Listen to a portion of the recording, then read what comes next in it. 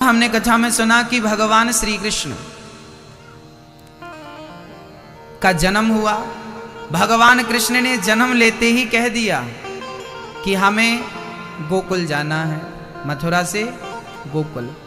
अच्छा, मथुरा से गोकुल दूर था और वसुदेव जी भी जेल में बंद थी। पांव पे बड़ी बड़ी बेड़ियां और हाथ में हथकड़ियां थी, जा पाना संभव नहीं था, पर जाना था। कन्हैया ने कहा, पिताजी हमें लेकर जल्दी से जाइए। वसुदेव जी ने कहा, प्रभु मैं आपको कैसे ले जा सकता हूँ, पाँव में देखिए बेड़ियाँ, हाथ में हथकड़ियाँ, जेल में 7 दरवाजे थे और पहरेदार थे, कैसे हम जाएं। तब भगवान बोले, हमें तो लीजिए, हमें लेंगे तो रास्ता अपने आप खुल जाएगा।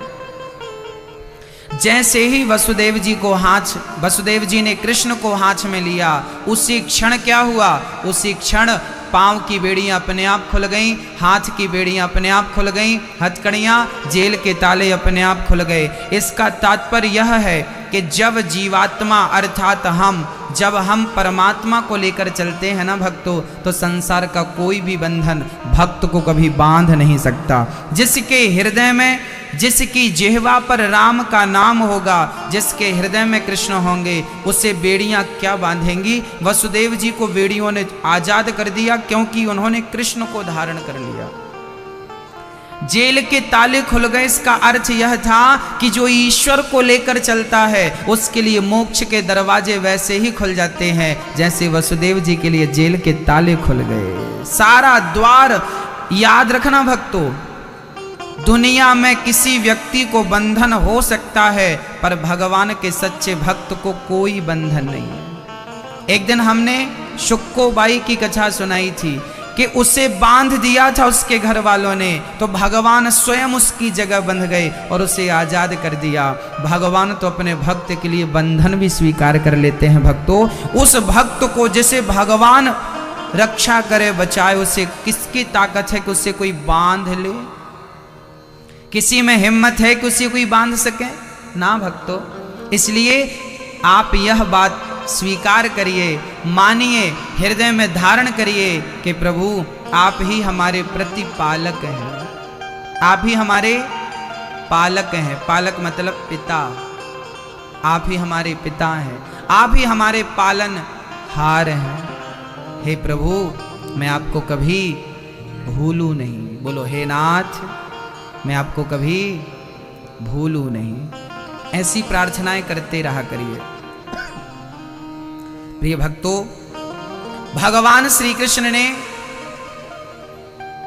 जैसे ही वसुदेव जी लेकर गए, रिमझिम बारिश होने लगी। इसका तात्पर्य क्या था? बोले, जो भगवान को लेकर चलते हैं उन पर कृपा की बरसात तो होती ही है। ये कृपा बरस रही थी, जैसे कल भी कृपा बरसी ठाकुर जी की। थोड़ा सा लगा जरूर कि कुछ विघ्न ना आए, पर ठाकुर जी जहाँ भगवान की कथा है भक्तों, वहाँ भगवान स्वयं उपस्थित रहते हैं, वहाँ कोई विघ्न बाधा नहीं है, वहाँ तो भगवान की उपस्थिति रहती है। कृपा की बरसात वसुदेव जी के ऊपर हो रही थी। आगे चले तो यमुना का जल बढ़ने लगा।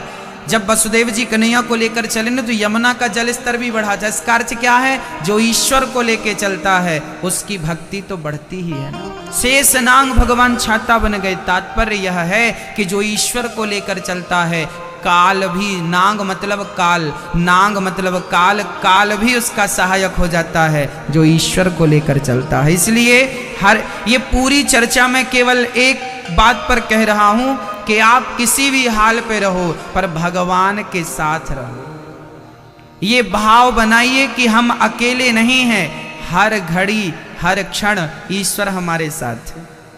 कौन है हमारे साथ? ईश्वर हमारे साथ, हर पल हमारे साथ। तू अकेला नहीं प्यारे, राम तेरे साथ में। तू अकेला नहीं है, ईश्वर तुम्हारे साथ। कभी कभी हमें लगता हम अकेले हैं, हम अकेले ना। आप कभी भी आप अकेले नहीं हैं। एक छोटे से बच्चे की कथा मुझे याद आ गई। एक बालक मंदिर में रहा करता था, वहीं खाता वहीं सोता। माँ मर चुकी थी, पिता मर चुके थे, बालक छोटा था, कोई उसका नहीं था। वो मंदिर में रहता, जो मिल जाए सो खा ले और वहीं सो जाए। एक दिन वो भगवान को गौर से देख रहा था और भगवान से कह रहा था कि प्रभु मैंने सुना है तुम भगवान हो, मैंने सुना है कि तुम सबकी सुनते हो, मैं तुम्हारे द्वार पर पड़ा हूं, क्या तुम्हारी दृष्टि मुझ पर नहीं पड़ी अभी तक? ये कहता कहता बच्चा सो गया। तभी उसके सपने में भगवान आए और भगवान बोले बेटा मैं तेरे साथ हूं, चिंता ना कर। उस बच्चे ने कहा प्रभु आप मेरे साथ हैं, मैं कैसे मान लूं?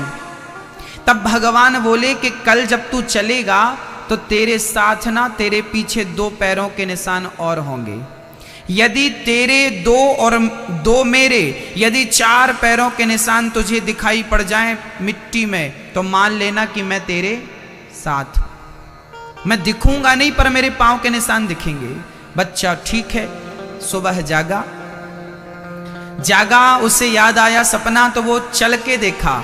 जैसे ही चला तो उसके पीछे 2 निशान बिल्कुल बन रहे थे। वो समझ गया कि ईश्वर इनडायरेक्ट रूप में मेरे जैसे परछाई हमारे साथ होती है, उसी प्रकार परमात्मा हमारे साथ साया बन के चलता है।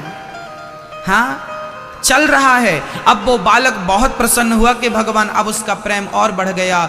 वो भगवान उसे प्रेरणा देते गए, तू मेहनत कर, मेहनत कर, मेहनत कर। एक बात याद रखना भक्तों, भगवान के भरोसे मत बैठना, याद रखना। बात अटपटी है पर समझना, ईश्वर तुम्हारा साथ देगा परंतु कर्म तुम्हें ही करना पड़ेगा। महाभारत में कृष्ण ने अर्जुन का साथ दिया, हाँ या ना? महाभारत में कृष्ण ने अर्जुन का साथ दिया, हाँ या ना? दिया। क्या एक भी बाण कृष्ण ने चलाया? कृष्ण तुम्हारा साथ दे सकता है, तुम्हें ज्ञान दे सकता है, पर वो बाण नहीं चला सकता। ईश्वर तुम्हें गाइड कर सकता है, मार्ग दिखा सकता, चलना तुम्हें पड़ेगा। भगवान अर्जुन से बोलते हैं कि अब ये वाला बाण चलाओ, इस बाण का तोड़। जब गुरु द्रोणाचार्य का पुत्र अश्वत्थामा, जब अश्वत्थामा ने ब्रह्मास्त्र चलाया था, याद होगा आप लोगों, पढ़ा नहीं होगा तो टीवी पे देखा होगा। अश्वत्थामा ने जब ब्रह्मास्त्र चलाया था तब पूरी पांडवों की सेना मरने लगी थी, क्योंकि उस बाण का पांडवों के पास कोई तोड़ नहीं था। वो ब्रह्मास्त्र नहीं था, वो सुदर्शनास्त्र था। कौन सा अस्त्र था वो? सुदर्शनास्त्र था वो। उस सुदर्शनास्त्र का, ब्रह्मास्त्र का तोड़ तो अर्जुन के पास था, पर ब्रह्मास्त्र के बाद जो सुदर्शनास्त्र है वो गुरु द्रोणाचार्य ने केवल अपने बेटे को सिखाया था। वो बाण का ज्ञान अर्जुन को नहीं था। जब उनके पिता अश्वत्थामा के गुरु द्रोणाचार्य की मृत्यु हुई तो क्रोध में आग बबूला हो गया अश्वत्थामा, और उसने क्रोध में सुदर्शनास्त्र छोड़ दिया।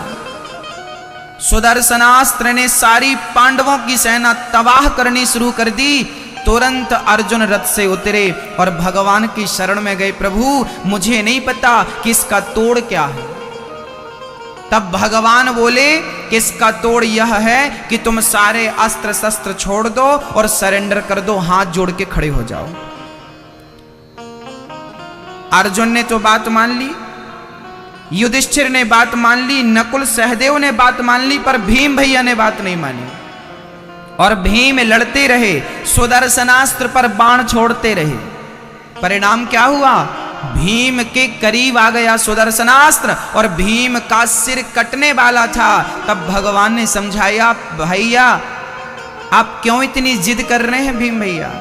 जब आपको नहीं पता तो शरणागति स्वीकार कर लीजिए ना, शरण में आ जाइए ना। जब भीम भैया हाथ जोड़ के आए वैसे ही सुदर्शनास्त्र शांत हो गया। इस कथा से हमें यह समझना चाहिए कि ईश्वर तुम्हें गाइड कर सकता है, अर्थात तुम्हें मार्गदर्शन कर सकता है। उस मार्ग पर चलना तुम्हें ही पड़ेगा। गीता में लिखा है, कर्मण्येवाधिकारस्ते मा फलेषु कदाचन। तू कर्म कर, फल देने में बैठा हूं।